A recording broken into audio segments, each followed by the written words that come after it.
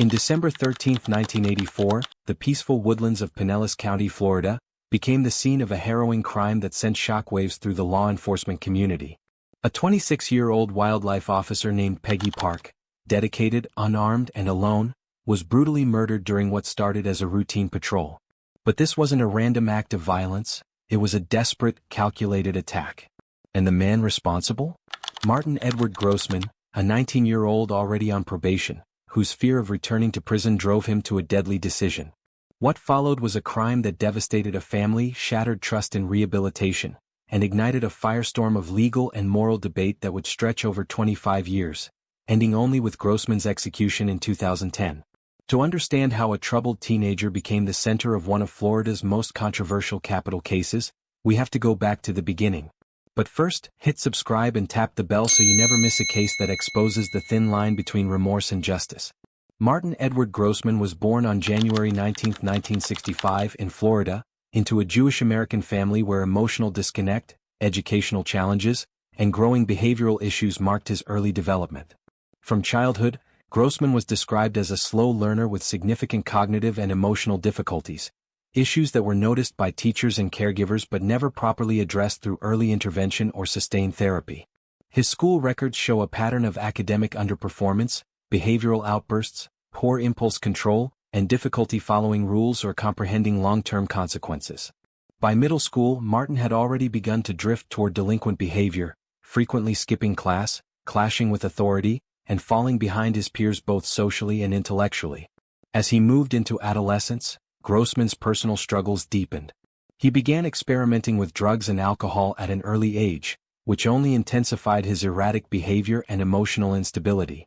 Reports from later psychiatric evaluations revealed that Grossman suffered from undiagnosed neurological impairments and likely had an IQ in the borderline intellectual functioning range, meaning he struggled with abstract reasoning, critical thinking, and decision-making under stress. His teachers noted a consistent inability to focus, frequent signs of emotional dysregulation, and a tendency to become overwhelmed in high-pressure situations, traits that went largely unacknowledged in a criminal justice system that, at the time, rarely took mental health into account during juvenile interventions. By the time he turned 17, Grossman had already accumulated a criminal record consisting of petty thefts, disorderly conduct, and curfew violations. He dropped out of school before completing the 10th grade, distancing himself from any chance at conventional employment or rehabilitation. Instead, he found himself in the company of similarly troubled teens, some of whom encouraged risk-taking, substance abuse, and anti-authority behavior. At 18, his legal troubles escalated dramatically when he and several associates broke into a private residence and stole a number of items, including firearms. That burglary resulted in his arrest and conviction in 1983, and although the court opted to place him on probation rather than impose a lengthy prison sentence, the experience marked a clear turning point in his life, one that would instill in him a chronic fear of reincarceration and a belief that he was one mistake away from being locked away for good. The terms of Grossman's probation were strict. He was not allowed to possess weapons, commit further offenses, or associate with individuals engaged in criminal activity. But Martin, still emotionally immature and heavily dependent on drugs, found it increasingly difficult to stay within those boundaries. His probation officers noted compliance issues, and friends later reported that he became paranoid and anxious about the possibility of being sent to prison if he were caught doing anything illegal. Still, despite the looming risk, Grossman continued associating with troubled peers and frequently carried weapons for personal protection and intimidation, a direct violation of the law and his probation terms. By late 1984, Martin Grossman was living in a heightened state of stress and instability. He rarely held a job, was still using drugs, and was disconnected from any support system that might have guided him back to safer ground. He had grown increasingly fearful of law enforcement, aware that any new arrest would likely revoke his probation and lead to serious time behind bars. His emotional volatility and lack of rational coping skills left him constantly on edge, and his judgment, already clouded by drugs, underdeveloped cognition, and mental health issues, was becoming dangerously impaired. Just weeks before his 20th birthday, Grossman made a fateful decision to drive out to a wooded area in northern Pinellas County with a 17-year-old friend, Thane Eugene Taylor. In the trunk of the car was a .22 caliber pistol, one of the very guns stolen during the burglary that had led to his probation in the first place. That choice to carry a firearm while on probation was not just reckless, it was a potential life sentence waiting to happen. But for Grossman, the mindset that day was not rational planning but impulsive escapism, rooted in years of emotional neglect, untreated mental illness, academic failure, and a juvenile record that had gradually evolved into a pattern of self-destruction. Though no one yet knew it, the pieces were already in place for a tragedy that would unfold just hours later, and it all began with a broken young man whose life had been unraveling long before he ever pulled a trigger. December 13, 1984, a Thursday. It was an ordinary day for 26-year-old Peggy Park, a dedicated wildlife officer with the Florida Game and Freshwater Fish Commission. Energetic, principled, and known for her quiet strength, Park had served in the agency for just over a year. She was one of only a handful of female officers in the department, yet her work ethic and professionalism quickly earned the respect of her peers. Born in New Jersey and raised with a love for animals and the outdoors, she had found purpose in protecting Florida's natural environment and the people who visited it. That afternoon, Officer Park was patrolling a remote area of northern Pinellas County, specifically near the power line right-of-way in the Honeymoon Island Management Area, an undeveloped tract of land not far from the Gulf Coast. She was alone, unarmed, and without backup, standard for wildlife officers at the time. Her job was to ensure that state regulations were being followed, and that public lands remained safe for both people and wildlife. Around 5 p.m., she encountered a suspicious vehicle parked in a restricted area. Inside were two young males, 19-year-old Martin Edward Grossman and 17-year-old Thane Taylor. They had driven out there with the intent to shoot a .22 caliber pistol, one of the stolen firearms from Grossman's previous burglary. Officer Park, doing her duty, approached them calmly and asked for identification. What happened next would unfold in a matter of minutes, but leave a lifetime of grief in its wake. Officer Park took Grossman's driver's license and began writing down details in her notepad. Grossman, realizing that his probation was about to be violated due to his possession of a firearm and his presence in a restricted area, panicked. In his paranoid, unstable state, amplified by his fear of returning to prison, he made a split-second decision that would change everything. Without warning, Grossman lunged at Officer Park. A violent struggle erupted. Park, although smaller in stature, fought back with immense courage. But she was overpowered. Grossman managed to grab her metal flashlight, a standard-issue tool she had used countless times on patrol, and began striking her repeatedly in the head and face. As she fell to the ground, he continued the assault, even calling to Taylor for help restraining her. Taylor later testified that he held her arms briefly, while Grossman choked her and battered her further. She pleaded for her life. She begged to be spared.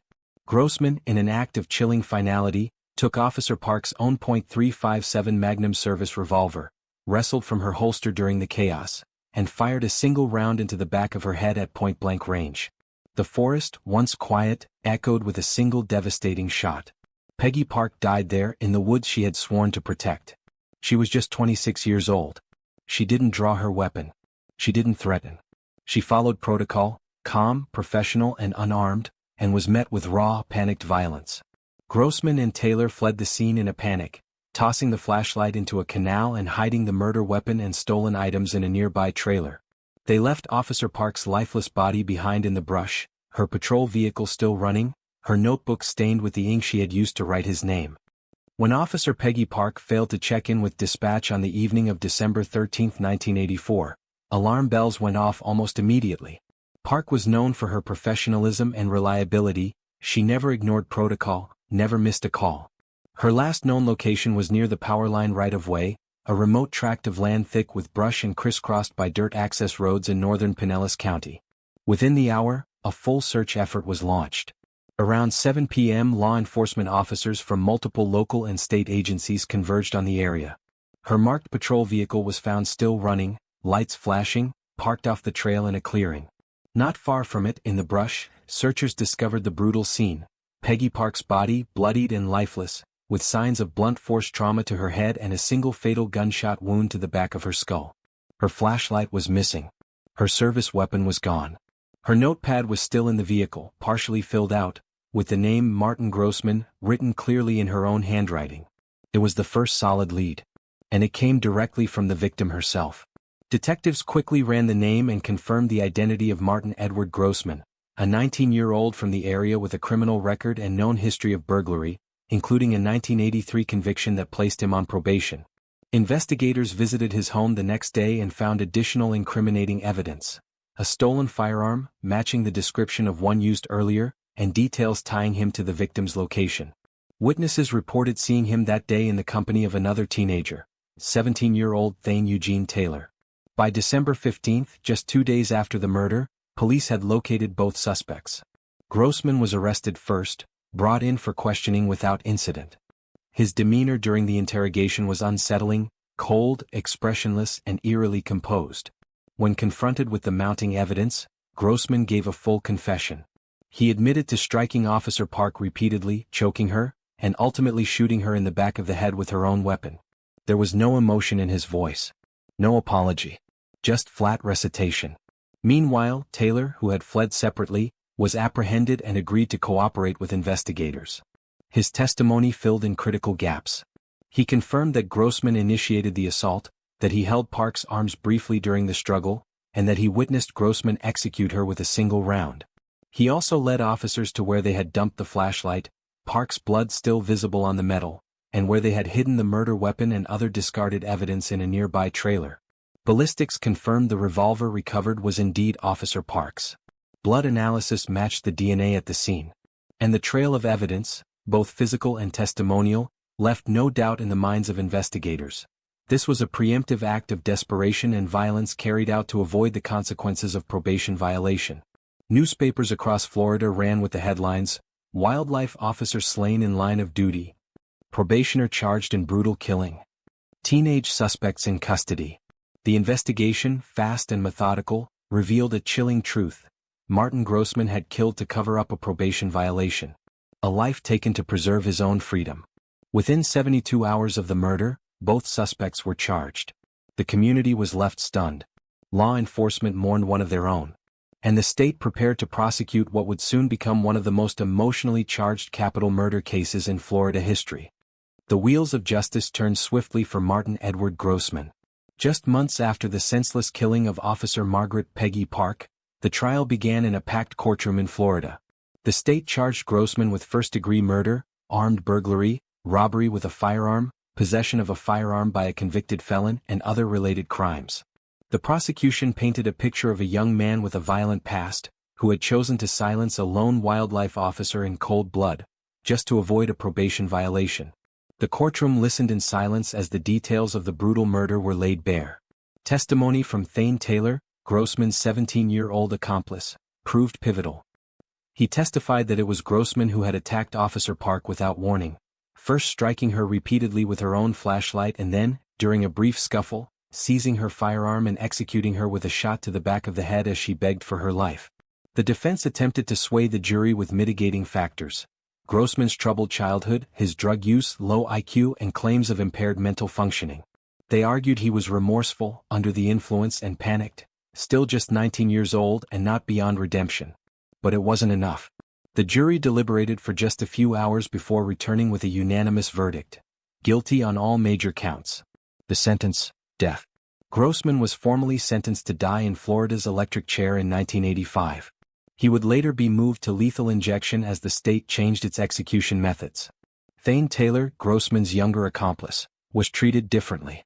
Recognizing his age and his cooperation with investigators, the court convicted Taylor of third-degree murder and burglary. He was sentenced to a short term in a juvenile detention facility, ultimately serving less than 3 years behind bars before being released back into society. Meanwhile, for Peggy Park's family, the pain of justice was long and drawn out. Grossman would remain on Florida's death row for over 25 years, filing appeal after appeal, backed by a growing group of advocates who claimed his death sentence was unjust due to his youth, mental capacity, and troubled upbringing. But the courts ultimately upheld the sentence, again and again, ruling that nothing could erase the brutality of his crime or the calculated decision to end the life of a uniformed officer doing her duty alone in the woods. For many, the trial was not just about justice for Peggy Park, it was about reaffirming the sanctity of law enforcement and the accountability of those who attack them. And so Grossman waited year after year, in a 6-by-9-foot cell with his fate sealed and the clock ticking ever closer. As the execution date loomed, the case of Martin Grossman ignited a global outcry that reached far beyond the borders of the United States. Jewish advocacy groups around the world, joined by interfaith leaders and human rights activists, rallied behind Grossman, arguing that his cognitive impairments, history of drug abuse, and troubled youth were mitigating factors deserving of mercy. The Orthodox Union Agudath Israel of America, and other influential religious organizations launched an intense clemency campaign, supported by prominent rabbis and legal experts who believed Grossman had undergone genuine rehabilitation over his decades on death row. Letters of plea poured into the governor's office by the thousands, including one from Pope Benedict XVI himself, urging compassion and calling for the commutation of the sentence. Petitions rapidly gathered over 35,000 signatures from across the globe, Israel, Europe, North America, pleading for a stay of execution. But despite the international spotlight and moral appeals, the state of Florida remained firm. To the family of Officer Peggy Park, the facts had never changed. Their daughter was brutally murdered in cold blood. To them, justice had already been delayed far too long. Every year that passed felt like reopening the wound.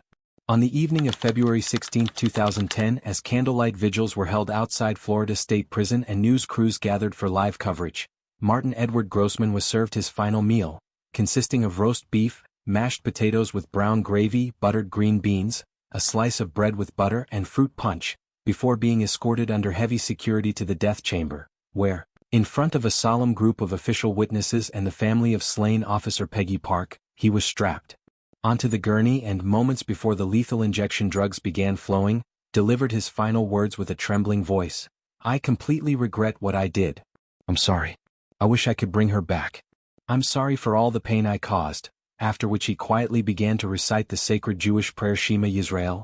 "Hear, O Israel, the Lord is our God, the Lord is one," as the chemical sequence was administered, ultimately stopping his heart at 6:19 p.m., officially marking the end of a life that had sparked decades of legal appeals, spiritual interventions and public debate. What do you think? Was this justice carried out, or did Martin Grossman's remorse and transformation warrant a second chance? Let us know your thoughts in the comments below. If you found this story compelling, don't forget to like, share and subscribe. More true crime stories from America's death row are coming soon. May her dedication and sacrifice never be forgotten.